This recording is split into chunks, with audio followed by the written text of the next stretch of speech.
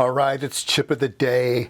Today we have an ATGM336H 5N. It is a GPS receiver, whole constellation positioning and navigational module. So I'm used to, here's one on a board I have over here. This is a Blox Neo. So this is a Neo 6M. These are dirt cheap.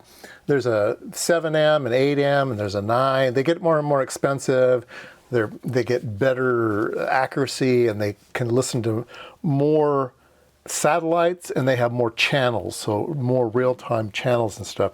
This one is basically an 8 series, but cheaper. It's a different company, different everything, right? But it kind of, its performance is about like an 8 series of the Neos. And it can look at a lot more constellations. It has a lot more stuff going on. So let's see here. BDS, GNSS, whole constellation positioning. So it can do Chinese, the BDS. It can do American GPS. It can do the Russian, GLONASS, and EU Galileo, Japanese. And anyway, it'll do all of the things. And it does 16 channels at the same time, 16 tracking channels, simultaneously receive signals of up to 6 navigation satellites. Only 6? I thought it would do more than that. Receive GNS. Okay. It's got 32 channels, but can only receive 6 satellites. That doesn't make sense to me. Anyway, I don't know about these things. Let's see here. Here we go. And you can directly replace these modules of the U-blocks. So that's like, I showed you just that one, the U-blocks. This is kind of what it's got in it. It's got a SAW filter, looks at the incoming thing. There's an LNA, and it looks at stuff, and it does correlation, and yada, yada, yada. Yeah. Let's see here. What else can we glean out of the data sheet? Here's the pinout. Not much really going on. RFN. STA, SCL. So it'll do I2C or serial data out. Most people use serial data out. That's what I'm going to be using today. Let's see here. Navigational output is this, this TDX. I'll just look at the TDX pin and data will come out at 9600 baud. It has RAM backup. So let me show you the module. It is much smaller than the U-blocks. It is tiny, which is kind of nice. And the bottom side of the board is the battery. So this is the battery backup for the device. So when you first turn these things on, it takes it a while to figure out where it is in the world, what time zone it's in, what it can see in the sky and everything. And then once it knows that stuff, it can be quicker to turn on again, which it stores in non-volatile RAM right here. And it has memory backup for the non-volatile RAM, so that's why it's got that tiny little battery. It comes with a little antenna. So I bought a set. I bought 2 of these for $15. You get the module and the antenna. So it's basically a $7 unit here. It's got one of those little small patch antennas, not the big square ones, right? You may be used to the big square ones. This has got the little patch, which seemed to work just fine. So yeah, that's what that is. And then it comes with a header if you want to do that. I soldered a header on. And the pins that come out are VCC, ground, transmit, receive, and PPS, which is pulse per second. Once it locks onto your location, it'll output a pulse once per second. Okay, and you can see that running over on this machine. There's an LED there that's flashing once per second.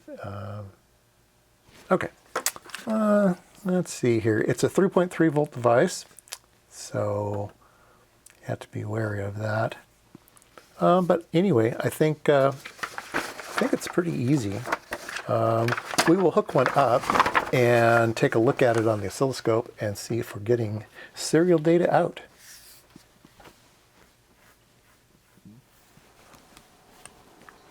All right, I have our little device down here, and we have it hooked up to the oscilloscope. And here is the oscilloscope. And I'm going to do a screen capture today. This thing is a HDMI output, so I have that running into the computer, so now we can go over there. All right, so you can see our windows here. I have them set up the way that I want them. There's this table here that has all of the decoding. The way that you get to decoding is in the menu, apps, protocol. These are all the protocols it has built in. I'm sure you have to pay for some of these, but the UART protocol is the one I'm using. 9600 baud is standard, so you can see here that it's decoding $GNG at 9600 baud, so that's real nice. So we can kind of have that over to the side, and then over here we can take a look at the data. Okay, so let's go here, and you can see that the data is this serial data right here, and I played a trick to get it to decode the very first. Let's zoom way out here. You can see that there's a long period of time where it's sitting around, and then it's waiting for a trigger. And if I just tell it to trigger, it'll just capture any old thing. But I'm putting in a zone trigger here, and the zone trigger is set to intersect must not.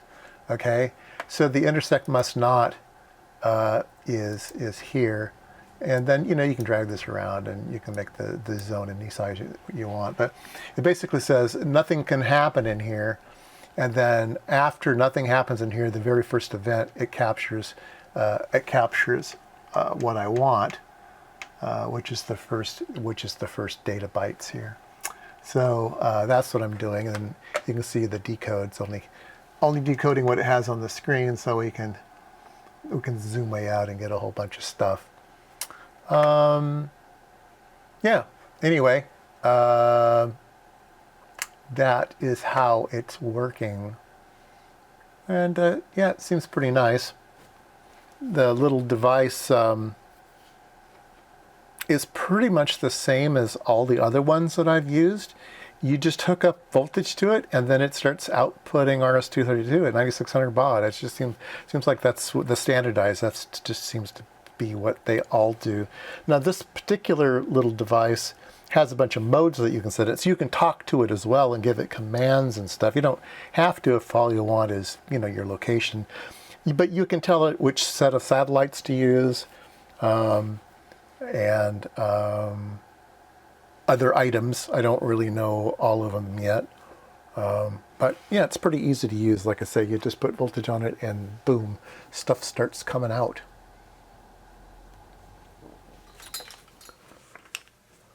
All right, well, that was Chip of the Day, an ATGM336H-5N GPS receiver.